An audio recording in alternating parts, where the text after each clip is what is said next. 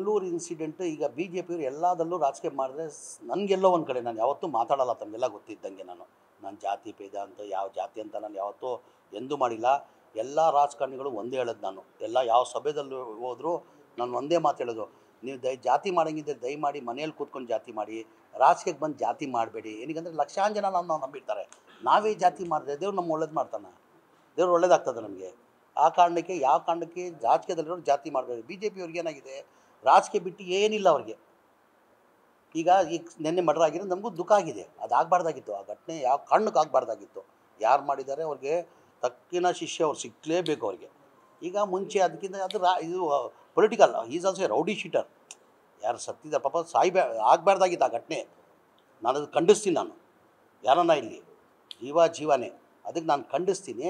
ಅಂದರೆ ಅದ್ರಲ್ಲಿ ನಾವು ರಾಜಕೀಯನೂ ಮಾಡಬೇಡ್ತಾನೆ. ಅದಕ್ಕಿಂತ ಮುಂಚೆ ಒಂದು ಮರ್ಡರ್ ಆಗಿತ್ತಂತ ಏನೋ ಹೇಳ್ತವ್ರೆ. 2022 ಏನೋ ಹನೀಫ್ ಅಂತ ಹೇಳ್ಬಿಟ್ಟು ಅವ್ನು ಮರ್ಡರ್ ಆಗಿದೆ, ಅವ್ನ ಕಡೆಯವ್ರು ಏನೋ ಮಾಡಿ ಪೊಲೀಸವ್ರು ತನಿಖೆ ಮಾಡ್ತಾಯಿದ್ದಾರೆ. ಯಾರು ಮಾಡಿದಾರೋ ಅವ್ರಿಗೆ ಶಿಕ್ಷೆ ಆಗಲೇಬೇಕು. ಎನಿಬಡಿ ಅವ್ರು ಬಿಡೋಂಗಿಲ್ಲ. ಅಂದರೆ ನಾವು ರಾಜಕಾರಣಿಗಳು ಇದಕ್ಕೆ ನಾವು ರಾಜಕೀಯ ಮಾಡಬಾರ್ದು. ಈಗ ಸತ್ತಿರೋದು ಯಾರು? ಇದು ಒಳ್ಳೆ ರೆಕಾರ್ಡ್ ಇದೆಯಾ? ಒಂದು ಒಳ್ಳೆ ರೆಕಾರ್ಡ್ ಇದೆಯಾ? ಸಾಯಬಾರ್ದು, ಯಾರು ಇದಾಗಬಾರ್ದು. ನಾನು ಅದಕ್ಕೆ ಒಪ್ಪಲ್ಲ ನಾನು. ಹಾಗಾಗಿ ಎಲ್ಲದಲ್ಲಿ ಬಿ ಜೆ ಪಿಯವರು ರಾಜಕೀಯ ಮಾಡೋಕ್ಕೆ ಹೋದರೆ ಅದು ಎಲ್ಲೋ ಸರಿಗಿಲ್ಲ ಅಂತ ನಾನು ಭಾವಿಸ್ತೀನಿ. ಅವ್ರು ತನಿಖೆ ನಾನು ಹೇಳ್ತಾ ಇದ್ದಿಲ್ಲ, ಯಾರು ಮಾಡಿದ್ದಾರೆ ಅವ್ರಿಗೆ ಶಿಕ್ಷೆ ಆಗಲೇಬೇಕು. ಅಂದ್ರೂ ನಾವು ರಾಜಕೀಯ ಮಾಡಬಾರ್ದು.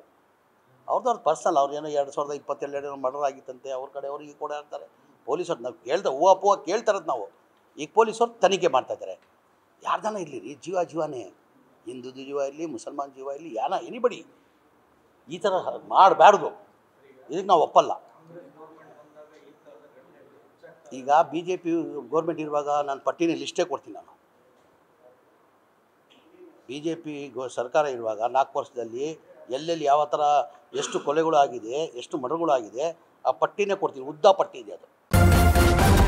ನ್ಯೂಸ್ ಫಸ್ಟ್, ನಿರ್ಭೀತಿಯಿಂದ ನಿಮ್ಮ ಪರವಾಗಿ.